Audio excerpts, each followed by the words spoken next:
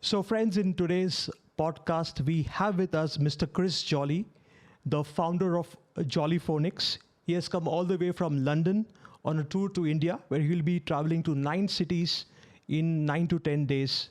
And we are really lucky and blessed and privileged to have him in this studio with us today. He's going to be speaking about Jolly Phonics, the course, and how it has helped children all over the world, and how all of you, as parents, teachers, and educators, can integrate this in your school curriculum and syllabus. So please listen to this entire podcast very carefully. It's going to be a one in a lifetime experience. Chris Jolly will be personally speaking to you. Welcome, Chris. How has been your India tour so far? It's been very good, yes. It's been remarkably easy, actually, travelling from one event to another on a daily basis, but very lovely. And at the age of 83, you look pretty fit and fine. I think it's the passion that drives you, the passion for spreading Jolly Phonics. Well, maybe I've been lucky, but yes, it does. It's just, and people are very kind, and we have been able to reach a lot of people. It's been lovely. Wonderful. So tell me the story back. In how did it all begin? How you, as a publisher, got into Jolly Phonics? Tell me the initial years, the story behind Jolly Phonics evolution. Yes, there was a point at which I suppose I was in midlife. I was determined on career change, but I'd been aware. The area of literacy had been of interest anyhow. I was a small publisher by that stage, and there had been a lot of concern, which was not just in the UK but particularly so, that reading standards over the previous 10 years had fallen. And government studies, if anything, had reinforced that, but tried to claim there was no problem. And I had the good fortune to meet a teacher who said that she was getting exceptional results and saying that she was doing so not because she was a good teacher, which she was, but because of the way she did it, the method, and that by implication this was transferable. So that became the spark on which we then developed the whole program and we went forward. And indeed, her understanding was profound, and it has, in its own way, led to a huge change globally in the way reading and writing is now taught. Awesome. So as a layperson, people often ask me, what is the difference between ordinary English phonics and Jolly Phonics?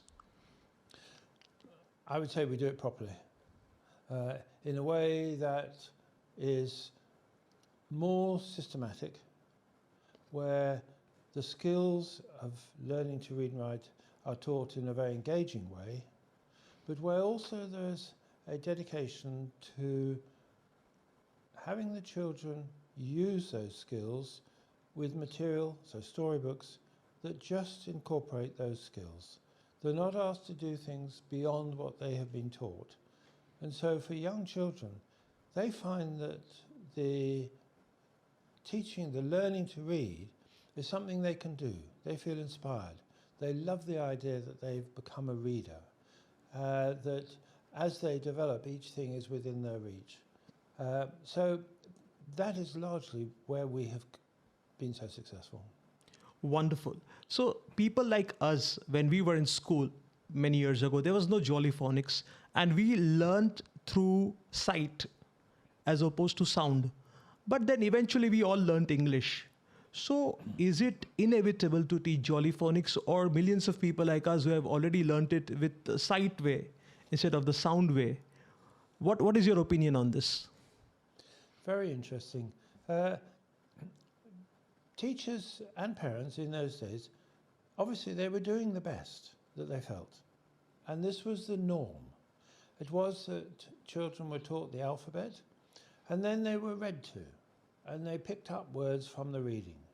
And if you ask a relative how they can help, how can the parent help, how can a grandparent help, the natural thing is to say, well, would you read to the child? And if there are words they don't understand, help them by showing them what those words say. And now we teach in a very different way. We teach the letter sounds of English, as you say, which are more in number than the letters of the alphabet. And we teach blending for reading, so something like d or g blended together making dog. And the difference is twofold. The first is that children learn much faster when you teach them the skill. To begin with, parents are anxious. You haven't taught the alphabet yet.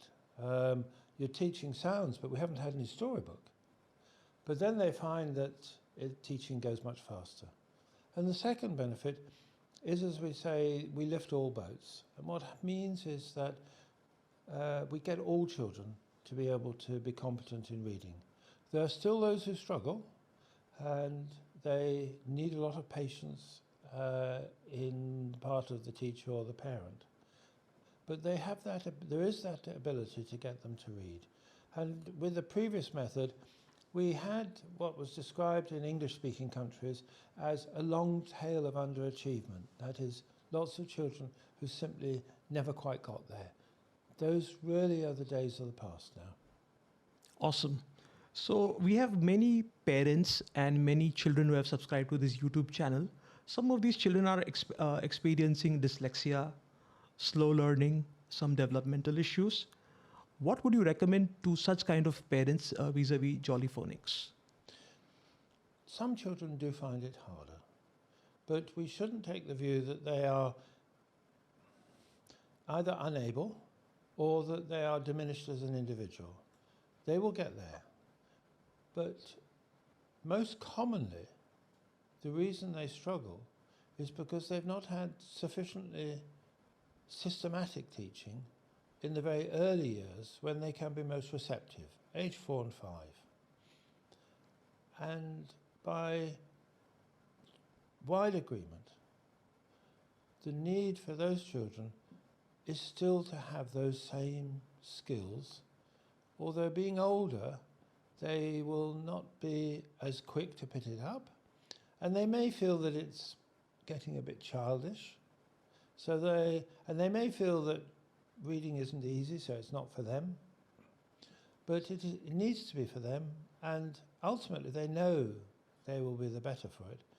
So the application by them and by the parents and the teachers around them needs to be there. But developing those skills, taking time, being patient, being persistent, is really the answer. Learning the letter sounds, being competent at blending for reading. Is there any story that you would like to share in so many years, any child suffering from developmental issues, dyslexia, or something, that particular child may have used Jolly Phonics and shown remarkable outcome, or some early progress compared to normal method? I think what has been inspiring for me is talking to teachers, and particularly here in India, who have had that situation, and where I'm asking an open question, how does it work? What is your experience?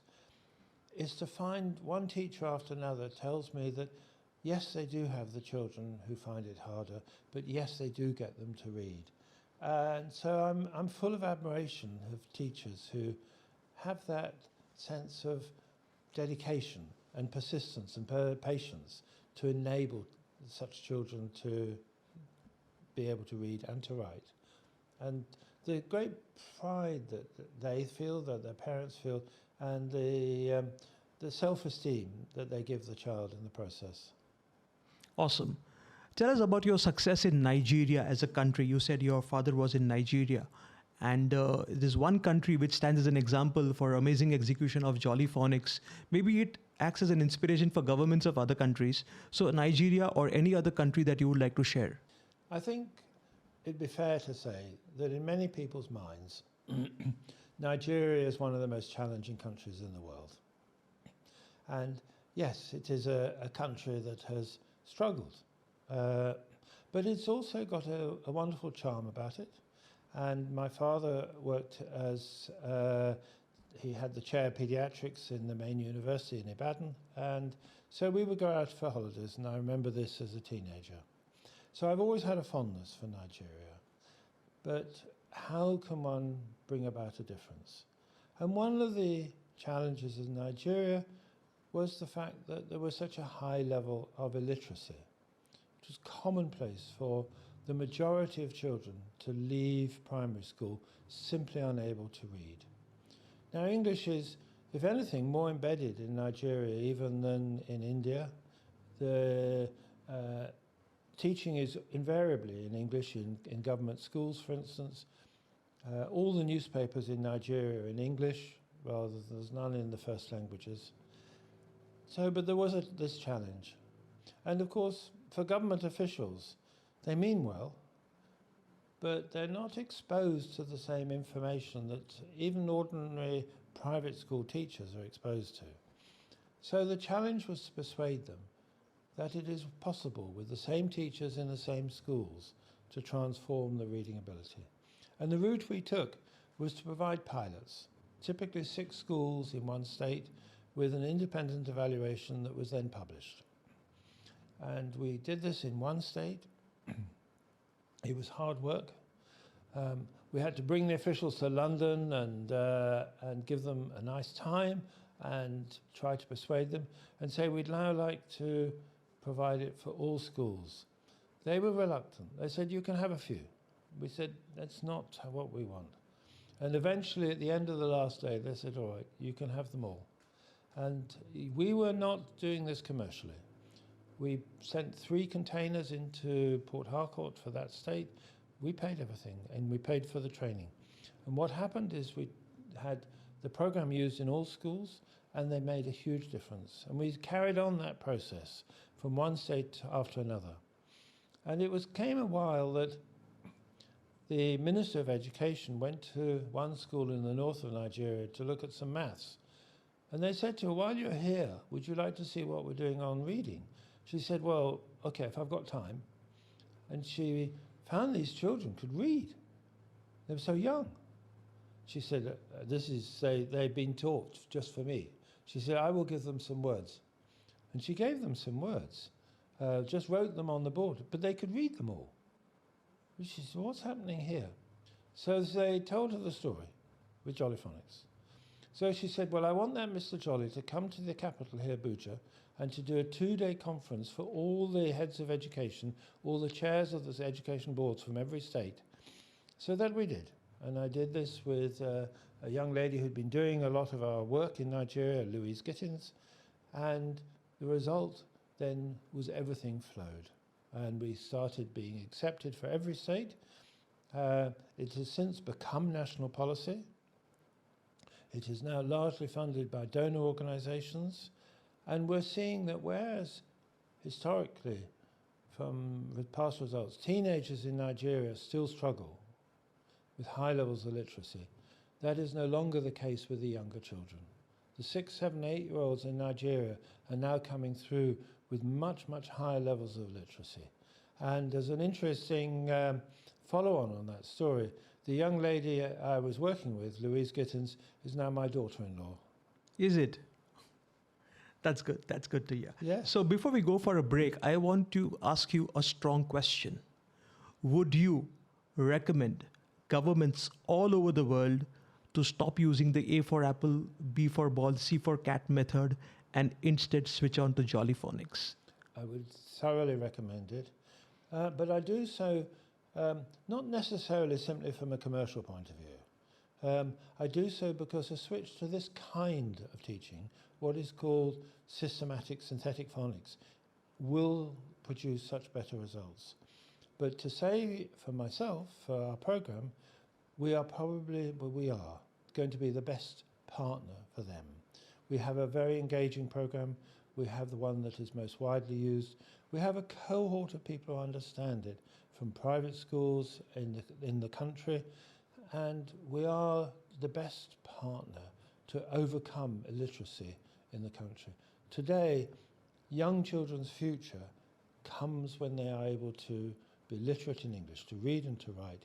Then they can have careers and professions, opportunity, access to knowledge, and be able to extend beyond their geographical location where they are. They can travel, they can be wide in their imagination. So yes, I do recommend it and very strongly, and I do a lot of work to try and enable that to happen.